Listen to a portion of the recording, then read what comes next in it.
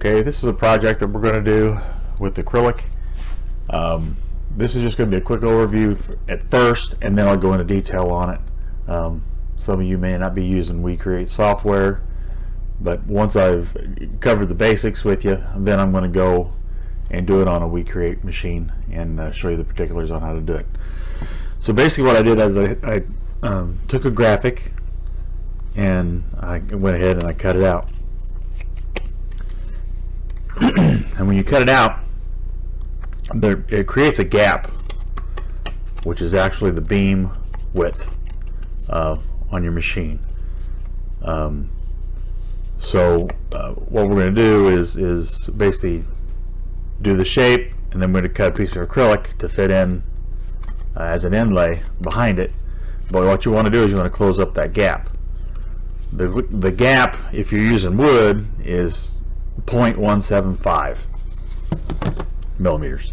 If you're using acrylic, because acrylic heats up and in essence melts, shrinks, the deal on acrylic is 0.18.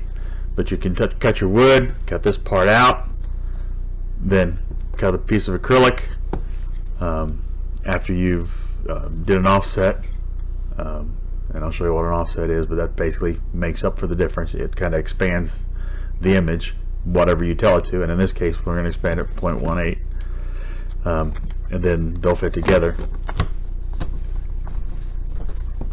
Let's snap in there and it won't go anywhere.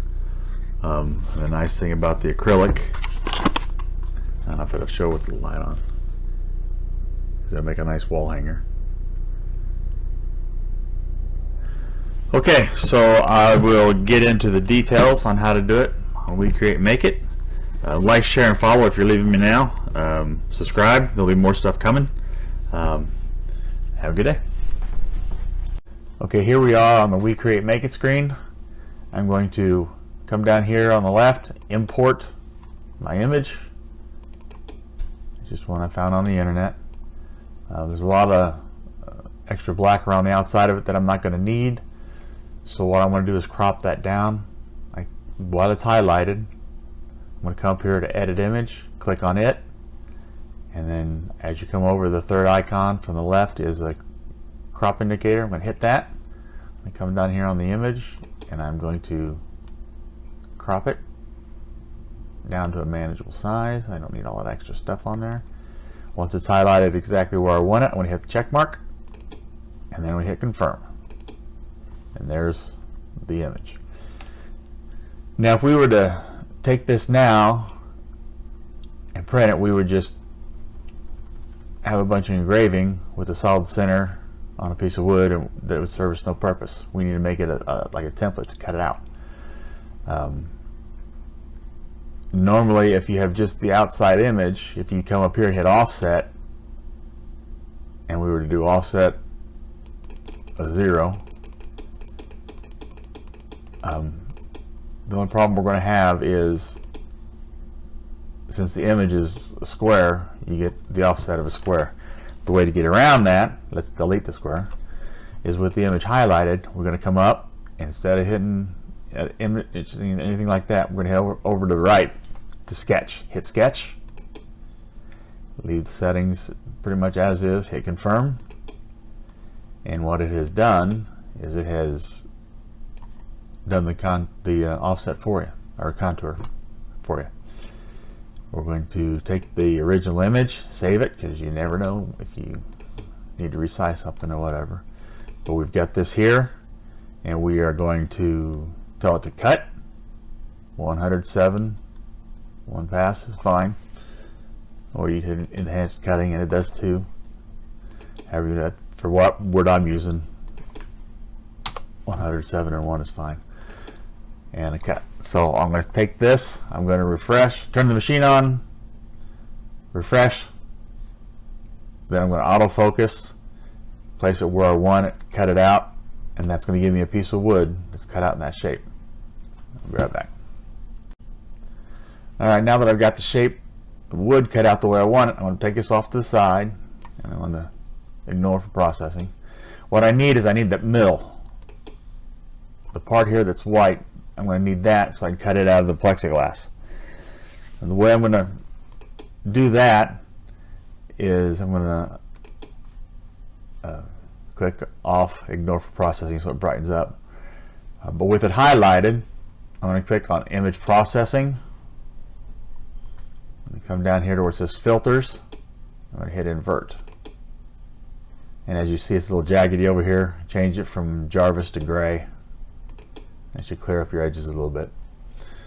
Okay, so that's what I want. I want that black part there. I'm going to hit confirm. Then I'm going to come over here to edit image, and I'm going to take away all the black.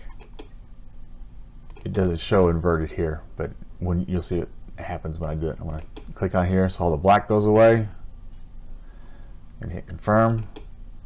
Now I just have the black portion there. That's what I want to come out in plexiglass, but I need it to be slightly larger because of the beam width of the cut on the other image.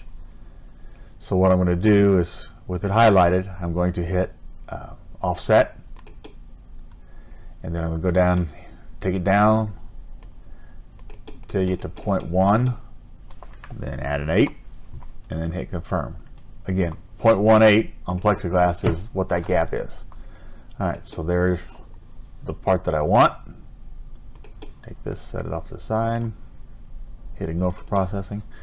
Now this piece here, I'm going to hit cut, and it's going to be on plexiglass, so 100, 5, and depending on your plexiglass, it could take 5, 8, who knows how many cuts. I'm going to put 7, and then as it starts to cut in the machine, you can watch it, and when you see it shift a little bit as it's broken free, you can hit the button on the front of the machine and hold it, and it cancels it, and then you can pull out your piece. Alright, so I'm going to go ahead and cut this out, and we're going to end up with the piece back on the machine. Alright, there it was, quick and easy. This is what you should end up with.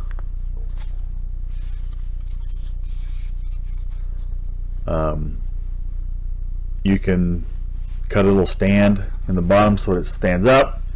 You can put a couple holes here, put a little chain there, use it like as a wind catcher or sun catcher, whatever you want. Yeah, we didn't do any engraving on the actual plexiglass itself. If you wanted to put radius coming out of it to look like it's shining or whatever, you can. But however you want to do it, it sure looks pretty cool. Like, share, follow, and comment, and stay tuned. There'll be more coming.